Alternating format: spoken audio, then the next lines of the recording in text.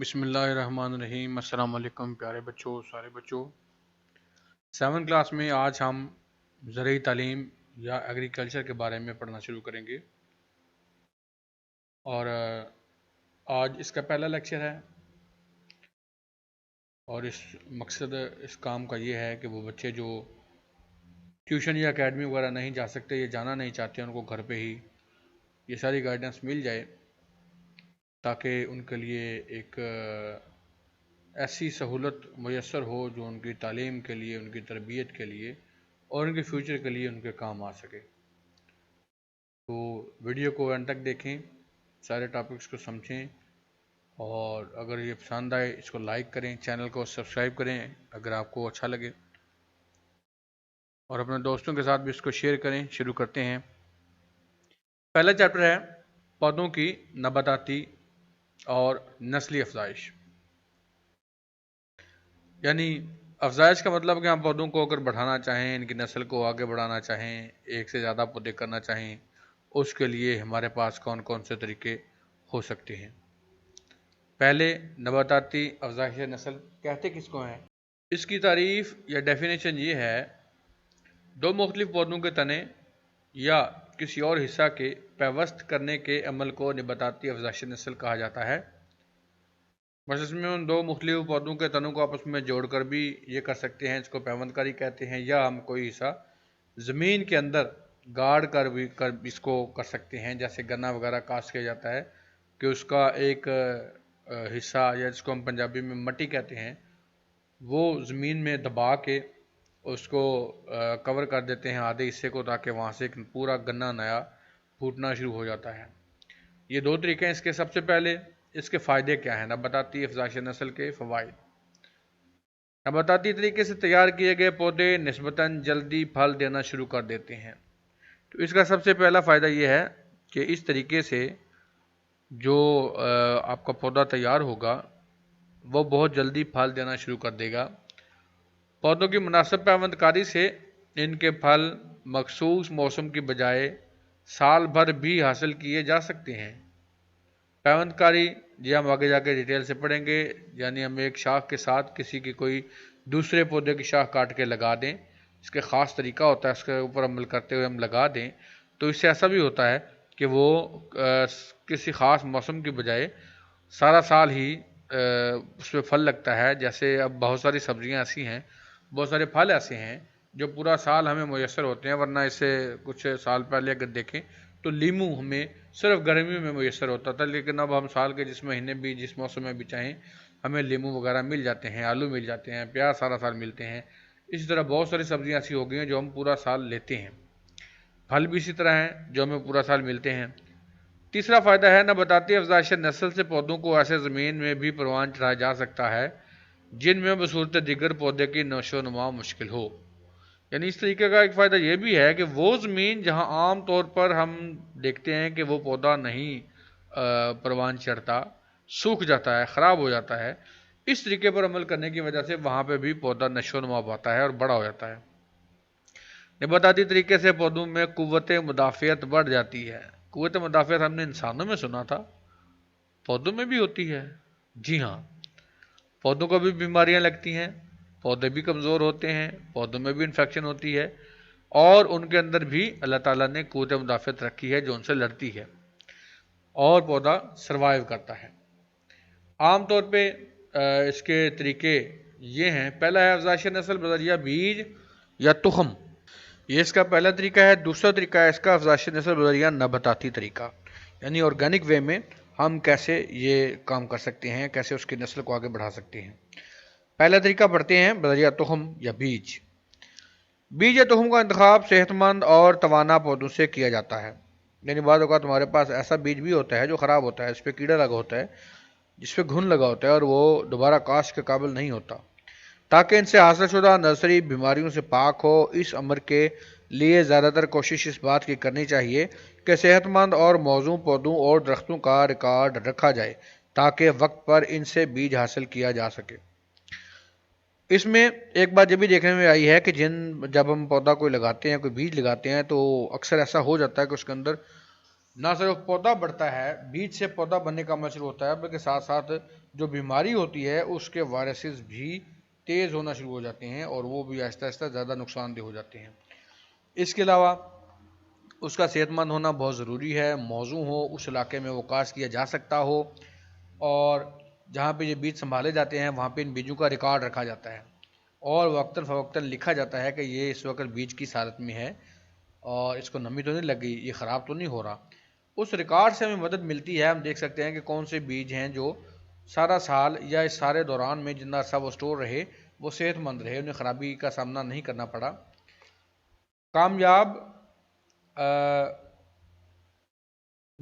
ہمیشہ بیج کے لیے پودوں اور درختوں کا صحیح انتخاب کرتے ہیں۔ کامیاب باغبان جو ہوتے ہیں وہ ہمیشہ بیج کے لیے صحیح انتخاب کرتے ہیں پودوں کا اور درختوں کا، کیونکہ ہر قسم کے بیج اور ہر قسم کے پودے یا درخت ہر موسم میں نہیں ہوتے، ان کا خاص ایک دورانیہ ہوتا ہے۔ اسی دوران مثلا آج کل اگر موسم گرم ہے تو اس میں ہم کچھ خاص پودے ہی لگا سکتے ہیں، ہر قسم کا پودا نہیں لگا سکتے۔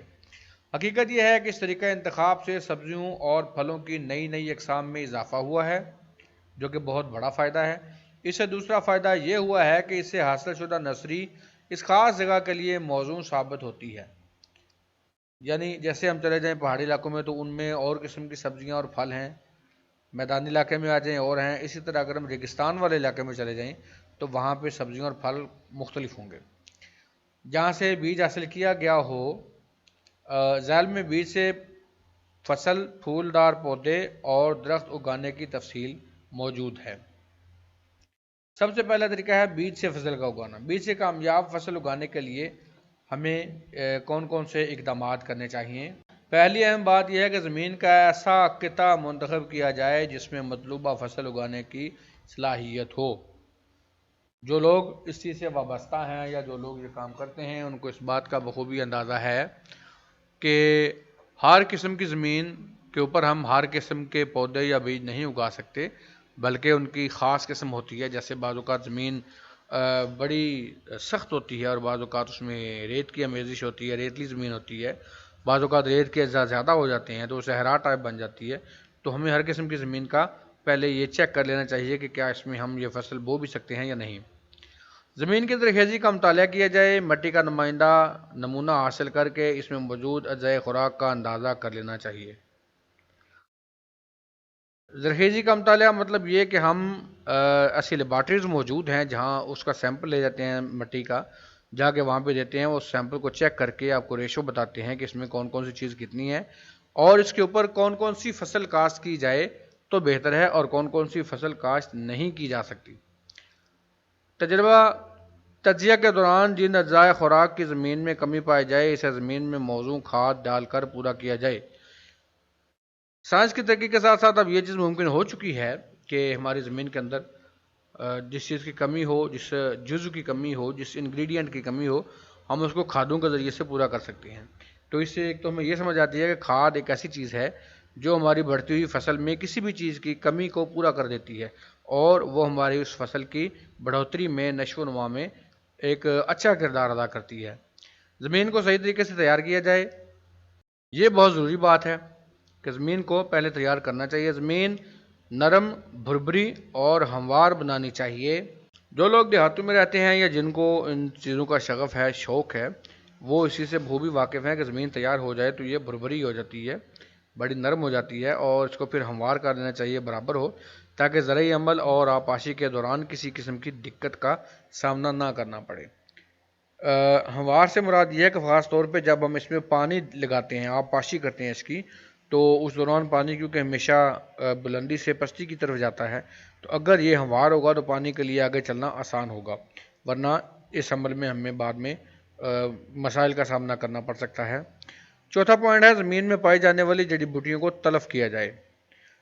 یہ بات بھی اکثر بچے جانتے ہیں کہ فار ایگزامپل گندم کی ہم جب کاشت کرتے ہیں، چاول کرتے ہیں یا کوئی بھی ہم فصل کاشت کرتے ہیں تو اس میں کچھ جڑی بوٹیاں ایسی ہوتی ہیں جو پودے کے لیے نقصان دہ ہوتی ہیں اور اس فصل پہ اوپر بڑا وہ اثر انداز ہوتی ہیں۔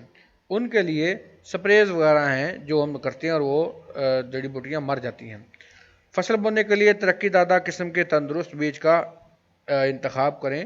ترقی زدہ قسم کا مطلب یہ ہے کہ نئے نئے قسموں کے بیج آ رہے ہیں جن سے پیداوار پہلے کی نسبت کافی زیادہ ملتی ہے۔ اگر ہم ان کا انتخاب کریں اور ان کو بوئیں تو اس سے ہمیں اچھی پیداوار حاصل ہوگی، اس لیے وہی اقسام استعمال کرنی چاہیے۔ آگے، بیج کی قوت اور شرح رویدگی کے مطابق بیج کی ضروری مقدار حاصل کر لیں۔ اب شرح رویدگی کی مراد یہ ہے کہ وہ کتنے عرصے میں پل بڑھ کے بڑا ہو جاتا ہے، اس چیز کا بھی خیال رکھنا ضروری ہے، اور بیج مناسب مقدار میں ہو، نہ بہت زیادہ ہو نہ بہت کم ہو۔ فصل کے بیج کو گہرے یا پورے کے ذریعہ مناسب گہرائی اور مناسب فاصلہ پر بویا جائے۔ کچھ فصلیں ایسی ہوتی ہیں جن میں ایک بیج سے دوسرے بیج، ایک پودے سے دوسرے پودے تک کا فاصلہ ضروری ہے۔ اس صورت میں ہم اس کو گہرے یا پورے کے ذریعے سے لگا سکتے ہیں، جو اس میں فاصلے کا خیال رکھے گا۔ بیج بونے کے بعد اسے سہاگا کے ذریعے ڈھانپ دیا جائے تاکہ زمین کے اوپر پڑے ہوئے بیج ضائع نہ ہو جائے۔ تو جب یہ اس کی بوائی کر دیتے ہیں، اس کے بعد اس کے اوپر سہاگا پھیرتے ہیں۔ سہاگا لکڑی کا ایک بڑا سا پھٹا ہوتا ہے، موٹا سا، جو ٹریکٹر کے پیچھے لگا کے پھر اس کو فصل بونے کے بعد اس کے اوپر چلاتے ہیں تاکہ بیج سارے چھپ جائیں، ورنہ وہ ضائع ہو سکتے ہیں۔ اس کو کئی پرندے وغیرہ کھا سکتے ہیں، یا زیادہ دھوپ کی وجہ سے وہ بیج خراب ہو سکتے ہیں۔ بیج کے اگنے کے بعد حسب ضرورت آب پاشی کی جائے۔ اب جو بھی ہم فصل بوئیں گے اس کو خاص وقفوں کے بعد پانی کی ضرورت ہوتی ہے، تو ہم اس کو پانی بھی دیتے رہیں گے، اس کی آب پاشی کرتے رہیں گے۔ بیج کے اگنے کے بعد بوقت گوڈی اور نلائی کرتے رہیں۔ جب وہ بیج اگ جاتا ہے تو اس کے بعد ہمیں وقتاً فوقتاً اس کی گوڈی نلائی وغیرہ کرتے رہنا چاہیے، اس کو صاف کرتے رہنا چاہیے تاکہ اس میں سے فالتو جڑی بوٹیاں ختم ہو سکیں۔ فصل کی اچھی پیداوار حاصل کرنے کے لیے بر وقت زرعی عمل کرتے رہیں، یعنی جو بھی ہمیں ریکوائرڈ ہو، مطلوب ہو، کب اس کی گوڈی کرنی ہے، کب پانی دینا ہے، یہ سارے عمل کا ہمیں پتہ ہو اور ہم اس کو وقتاً فوقتاً سر انجام دیتے رہیں۔ یہ فصل کی بہتر بڑھوتری کے لیے بڑا ضروری ہے، جو بعد میں اس کے اوپر پھل کی مقدار کو بہت فائدہ مند ہوتا ہے اس کے لیے۔ دوسرا سٹیپ ہے اس کا بیج سے پھولدار پودے لگانا۔ اس میں پھولدار پودے اگانے سے رہائشی مکانوں، تعلیمی اداروں اور دفاتر کا ماحول صاف ستھرا، خوشگوار اور صحت مند ہو جاتا ہے۔ ہمیں اس لیے اسکولوں میں بھی ہم بچوں سے کہتے ہیں وہ لے کے آئیں پودے اور پھل، اور اپنی مرضی سے بچے لے کے آتے بھی ہیں، ہم ٹیچرز بھی اس میں ڈونیٹ کرتے ہیں۔ اس کا بڑا فائدہ یہ ہوتا ہے کہ ہمارے وہاں کا جو ماحول ہے وہ بڑا صاف ستھرا ہو جاتا ہے، اس میں آکسیجن کی مقدار بڑی مینٹین ہو جاتی ہے، بڑی بہتر ہو جاتی ہے، اور وہ ویسے بھی خوشگوار ماحول ہوتا ہے، ہماری طبیعت اس میں کافی بہتر رہتی ہے۔ ایسے پودے زیادہ تر موسمی ہوتے ہیں، تاہم بعض پودے سارا سال پھول دیتے رہتے ہیں، جن کو کیاریوں، گملوں میں لگایا جاتا ہے اور پھولوں کو گلدانوں میں سجا لیا جاتا ہے، اور انہیں دفتروں، ضیافتوں، تقریبوں اور تہواروں میں سجاوٹ کے لیے استعمال کیا جاتا ہے۔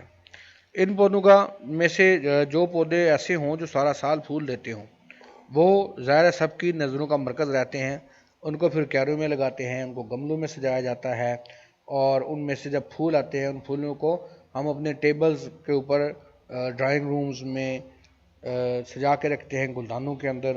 اس کے علاوہ ہمارے دفاتر میں یہ خوبصورتی میں بڑا اضافہ کرتے ہیں۔ ہم جب دعوتیں کرتے ہیں تو وہاں ٹیبل کے اوپر پھول سجاتے ہیں، بہت اچھا لگتا ہے۔ تقریبات میں ان کا استعمال ہوتا ہے، تہواروں میں ہم سجاوٹ کے لیے بھی ان کو استعمال کرتے ہیں۔ بیاہ شادیوں میں بھی بعض اوقات حضرات مہمانوں کی تواضع کے لیے کھانے کی میزوں پر گلدستے رکھتے ہیں۔ آپ کو یہ جان کر خوشی ہوگی کہ ٹیبل کے اوپر، میز کے اوپر آرٹیفیشل چیزیں رکھنے کی بجائے اگر آپ پھول رکھیں گے تو وہ آپ کی پرسنالٹی کے لیے بھی ایک اچھا گیسچر ہوگا، اور مہمانوں کے اوپر آپ کا امپریشن بھی اچھا رہے گا۔ الغرض پھولدار پودے ہر بچے، بوڑھے، عورت، مرد، غریب، امیر کے لیے باعث کشش ہے، کیونکہ اللہ تعالیٰ نے ان میں بڑا حسن رکھا ہے، اور اچھی چیز سب کو اچھی لگتی ہے۔ باغبانی فرصت کے اوقات گزارنے کے لیے تمام مشغلوں سے زیادہ دلچسپ اور نفع بخش مشغلہ ہے، یعنی صرف یہ خوبصورتی کے لیے نہیں، اگر ہم اس کو تھوڑے بڑے پیمانے پہ کریں تو یہ ہمارے لیے منافع بخش بھی ہو سکتی ہے۔ बीज से फूलदार पौधे उगाने के लिए हमें क्या क्या इकदाम करने हैं। सबसे पहले सेहतमंद और खूबसूरत फूलदार पौधों का बीज किसी काबिल एतमाद नर्सरी या सरकारी इदारे से हासिल किया जा सके। नर्सरीज वगैरह होती हैं जहाँ से हमें इनके बीज मिल सकते हैं, पौधा भी मिल सकता है। इसके अलावा सरकारी तौर पर भी इनको स्टोर किया जाता है, रखा जाता है, वहाँ से भी हम हासिल कर सकते हैं। गमले या क्यारी तैयार करके इसमें बीज बोएं। बीज बोने के वक्त मिट्टी में ज़्यादा नमी ना हो। आपने जहाँ पर भी उस पौधे को लगाना है, बीज को लगाना है, उससे पहले उस मिट्टी को तैयार करें, नरम करें, करके फिर उसमें बीज को बोएं। और उस वक्त ये ख्याल रखें कि कहीं पानी में नमी की जो मकदार है वो तेज़ ना हो, ज़्यादा ना हो। गमले या क्यारी में मिट्टी की सतह बहुत ज़्यादा सख्त नहीं होनी चाहिए, नरम होनी चाहिए, क्योंकि ज़्यादा पौधा जब बनेगा, निकलेगी कॉम्पल उसकी, उसको रास्ता चाहिए। अगर ये सख्त होगा, ऊपर की सतह इसकी सख्त होगी, तो वो बाहर नहीं निकल सकेगा। ज़मीन की क्यारी को अच्छी तरह खोद कर इसमें रेत, भल, गोबर या पत्तों की तरह की अच्छी तरह से गली सड़ी खाद मिला दें। जो खाद में बोरी में आर्टिफिशियल फैक्ट्री से तैयार होकर आती है वो भी इस्तेमाल कर सकते हैं, लेकिन ज़्यादा बेहतर ये है कि हम जो असल रेत है, जो असल खाद है इसकी, जो भल, गोबर या पत्तों के वगैरह वगैरह के गलने सड़ने से बनती है, उसका इस्तेमाल करें। तैयार शुदा क्यारी या गमले में फूलों के बीज बिखेर दें। इसके ऊपर पत्तों की खाद की हल्की सी तह जमा दें। ठीक है जी, उसको बिखेर दें, पौधों को, गमले के अंदर बीज को बिखेर दें, उसके ऊपर पत्ते जो नीम मुर्दा पत्ते हों उनकी एक तह सी जमा दें, जो बाद में वहाँ पे गल सड़ के उनकी बड़ी अच्छी खाद बनती है, कुदरती खाद। गमले या क्यारी में बोए जाने वाले बीजों को फव्वारा की मदद से सुबह शाम पानी दें। कोशिश करें कि आप उनको डायरेक्ट पानी ना दें, बल्कि उस फव्वारे की मदद से हल्का हल्का पानी का छिड़काव करें, जो उनके लिए यकदम से बहुत ज़्यादा पानी नहीं होगा, बल्कि साथ साथ वो उसको यूज़ भी करते रहेंगे, इस्तेमाल भी करते रहेंगे। सख्त गर्मी के अयाम में गमलों या क्यारियों को टाट या चटाई से ढांप दें और वक्फा के बाद मौसम के मुताबिक पानी देते रहें। जब सख्त गर्मी हो जाती है उस वक्त उस गर्मी की वजह से पौधे ख़राब होना शुरू हो जाते हैं। उससे बचाने के लिए आप कोई टाट या चटाई सामने लगा दें ताकि सूरज की रोशनी उन तक ज़्यादा गर्मी के वक्त ना पहुंच सके। इसके अलावा उनको वक्तन फ़वक्तन पानी शानी भी देते रहें, जो उनके लिए बड़ा अच्छा होगा। एक वक्त में ज़्यादा पानी देने की निस्बत कई बार थोड़ा पानी देना बेहतर होता है। ये तो हमारी सेहत के लिए भी बड़ा अच्छा है ना, कि हम एक ही बार में 4 गिलास पानी की पीने की बजाय उसको आहिस्ता आहिस्ता पीते रहें, वो हमारे मैदे के लिए भी बड़ा अच्छा है। इसी तरह पौधा भी एक जानदार है, इसको भी हम एक ही बार बहुत सारा पानी देने की बजाय वक्फे वक्फे से इसको थोड़ा थोड़ा पानी देते रहें। एक हफ्ता के बाद बीज फूट निकलेंगे। जब पौधे में 3-4 पत्तियां निकल आएँ तो ये पौधे क्यारियों या गमलों में मुंतकिल करने के काबिल हो जाएंगे। यानी एक हफ्ता आपको लगेगा, एक हफ्ता आप उसकी देखभाल करें। ऐसा ना हो आप बीज बोएं, आधे घंटे बाद आके चेक करें, यार ये निकल नहीं रहा, अभी तक तो पौधा निकल आना चाहिए था, अभी तक तो इसकी कॉम्प्लेन निकल आनी चाहिए थी। 1 हफ्ते से 10 दिन भी लग सकते हैं, लेकिन तकरीबन ज़्यादातर पौधे 1 हफ्ते लेते हैं। उसके बाद आपको छोटी सी कॉम्पल निकलती हुई नज़र आएगी और जिसे देख के आप खुश हो जाएंगे। अब जब पौधे में 3 से 4 पत्तियां बन जाएंगी, इसमें मज़ीद 4-5 दिन लग जाएंगे, उसके बाद पौधा इस काबिल हो जाता है कि आप उसको वहाँ से लेके किसी क्यारी में या किसी गमले में मुंतकिल कर दें। मौसमी फूलों की पौध को एक जगह से दूसरी जगह या गमलों और क्यारियों में बदलना फ़ायदा मंद होता है, क्योंकि ये मौसम की शिद्दत को बर्दाश्त करने के काबिल नहीं होते। इनको जब आप दूसरी जगह भी ट्रांसफ़र कर देंगे तो ये इनके लिए बेहतर होगा, इनका सर्वाइव करना आसान हो जाएगा। तेज़ी से बढ़ने वाले पौधों को सरकंडे या लकड़ी का सहारा दें। यानी बाज़ औक़ात ये जो बेलें वगैरह होती हैं, ये बड़ी तेज़ी से ऊपर या आगे पीछे निकलती हैं, तो इनके ऊपर हम डंडा लगा देते हैं, धागा बांध देते हैं, कोई रस्सी बांध देते हैं, ये उस रस्सी के ऊपर चलना शुरू कर देते हैं। पौधा लगाने के बाद बड़ी एहतियात से पानी दें और खाद डालें। ये बड़ा ज़रूरी है, क्योंकि हमारी इन्हीं 2 अमल के दरमियान जब हम कोई गलती करते हैं उसकी वजह से ख़राब होने का बड़ा ख़तरा होता है, हमारा पौधा ख़राब हो जाता है। अगला स्टेप है बीज से सायादार दरख्त का उगाना। सब्जियों और फूलदार पौधों के अलावा बीजों की मदद से सायादार दरख्त भी लगाए जाते हैं। ऐसे दरख्त लगाने से पहले ज़मीन या जगह का तयन علاقے کے ماحول اور ضرورت کے مطابق کرنا چاہیے۔ درخت لگانے کے لیے ہمیں کن کن باتوں کا خیال رکھنا چاہیے یہ ہم آگے دیکھتے ہیں۔ تو یہ جب ہم سایہ دار درخت، جو بڑے درخت گھنے درخت ہوتے ہیں ان کو بھی لگا سکتے ہیں، لگانے کے لیے ہم جگہ کا اور ماحول کا تعین ضرور کرتے ہیں، کیونکہ یہ اسی کے مطابق پلتے بڑھتے ہیں، ورنہ مشکل ہو جاتا ہے ان کے لیے۔ سب سے پہلا ہے زمین کا انتخاب۔ پودے کی کاشت میں یہاں بھی زمین کا کلیدی کردار ہے۔ ہر قسم کے پودوں کو ہر جگہ کامیابی سے نہیں اگایا جا سکتا، کیونکہ درختوں کی مختلف اقسام اپنے اپنے مقام پر مخصوص آب و ہوا میں پرورش پاتی ہیں۔ زیادہ بلندی اور بارش والے مقام پر اگنے والے پودوں کو میدانی اور کم بارش والے علاقوں میں لگانے کی تمام کوششیں رائے گاہ جائیں گی۔ مختلف قسم کی زمین میں ہر قسم کے پودے پروان نہیں چڑھتے، مثلاً ارجن اور نیم سیم زدہ زمین میں کامیابی سے اگایا جاتا ہے۔ اسی طرح ککر کا درخت کلر والی زمین اور خشک علاقوں میں اگایا جا سکتا ہے۔ سکچین خشک علاقوں میں اگایا جا سکتا ہے۔ مزید برآں ان پودوں کو ایسی جگہ لگایا جائے جہاں زیادہ سے زیادہ لوگ ان کے سائے سے مستفید ہوں۔ تو اس میں جو خاص بات ہے وہ یہ ہے کہ اس کے علاقے کا ہمیں حساب رکھنا ہے۔ مثال کے طور پہ جب ہم مری والی سائڈ پہ جاتے ہیں، پہاڑوں میں جاتے ہیں، تو وہاں بھی پودے ہیں، درخت ہیں، بہت بڑے بڑے درخت ہیں، لیکن وہ سارے درخت ہمارے درختوں سے مختلف ہیں، کیونکہ ہمارا میدانی علاقہ ہے، وہ پہاڑی علاقہ ہے۔ اسی طرح اگر ہم چلے جائیں ہمارے یہ جو زیریں پنجاب ہے اس علاقے میں، تو وہاں پہ بھی درخت ہیں، پودے ہیں، کافی سارے ہیں، لیکن وہ بھی ہم سے مختلف ہیں، کیونکہ وہ زیریں میدان آ جاتا ہے اور ان کی اقسام بھی اور ہے۔ اس لیے ہمیں اس چیز کا بہت خیال رکھنا پڑتا ہے کہ کیا وہ زمین اس پودے کے لیے موزوں ہے، اس کو سپورٹ کرے گی اگنے کے لیے۔ دوسری بات ہے زمین کو تیار کرنا۔ زمین کا قطع منتخب کرنے کے بعد اسے روڑی، کنکر، بجری، گھاس، پھول سے صاف کیا جائے۔ پودوں کو خواہ گڑھے کھود کر لگانا مقصود ہو یا نالی بنا کر، دونوں حالتوں میں زمین کے ٹکڑے کو اچھی طرح ہموار کیا جائے۔ یہ آپ کی مرضی ہے، آپ چاہے گڑھے کھود کے لگا لیں یا نالی بنا کے لگا لیں، لیکن زمین کا تیار کرنا ضروری ہے، برابر کرنا ضروری ہے۔ کمزور اور بے جان زمین میں زرخیز مٹی، پھل، گلے سڑے پتوں کی کھاد یا گلی سڑی گوبر کی کھاد ملا کر اسے پانی دیا جائے تاکہ کھاد مٹی میں اچھی طرح سے مل جائے۔ اب جتنا ہم پڑھ رہے ہیں اس میں کہیں بھی یہ جو کیمیکل کھاد ہے یا جو فیکٹریوں سے تیار ہو کے کھاد آتی ہے اس کی سفارش نہیں کر رہے، بلکہ اس کے مقابلے میں جو قدرتی کھاد ہے، قدرتی کھاد کے طریقے ہیں جن میں ہمارے پاس گلے سڑے پتے ہیں، گلے سڑے پودے ہیں، گوبر ہے، ان چیزوں کو ملا کے ان سے کھاد بنانے کا مشورہ دیا جا رہا ہے، جو بالکل ماحول کے لیے نقصان دہ نہیں ہے۔ اب ان درختوں کی ہم نے حفاظت کرنی ہے۔ پودوں کو لگانے کے بعد ان کی حفاظت کرنا ضروری ہے، لیکن اس وقت تک حفاظت اور دیکھ بھال بہت اہم ہے جب تک کہ پودا اتنا بڑا اور مضبوط نہ ہو جائے کہ شدید گرمی، سردی، تند و تیز آندھی کا مقابلہ کر سکے۔ اس سلسلے میں مندرجہ ذیل اقدامات کیے جانے چاہیے۔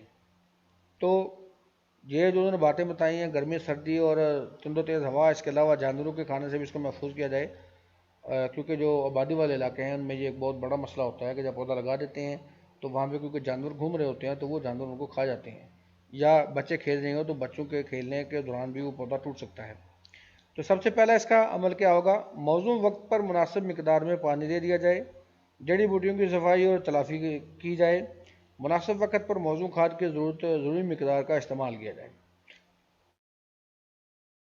اس کے علاوہ شدید گرمی اور شدید سردی سے اس کو بچایا جائے، دونوں اس کے لیے نقصان دہ ہو سکتی ہیں۔ بھیڑ بکریوں اور دیگر چوپایوں سے بچایا جائے، جو میں پہلے بتا چکا ہوں۔ ان کے کاٹنے اور لگانے میں توازن برقرار رکھا جائے، یعنی ایسا نہ ہو کہ پودا نیچے سے بڑھ نہیں رہا اور آپ اوپر سے اس کو کاٹ کے چھوٹا کیے جا رہے ہیں، یا وہ بہت زیادہ بڑھ رہا ہے اور آپ اس کو کاٹ ہی نہیں رہے۔ ان چیزوں کو آپس میں اپنے مینٹین کرنا ہے، توازن رکھنا ہے۔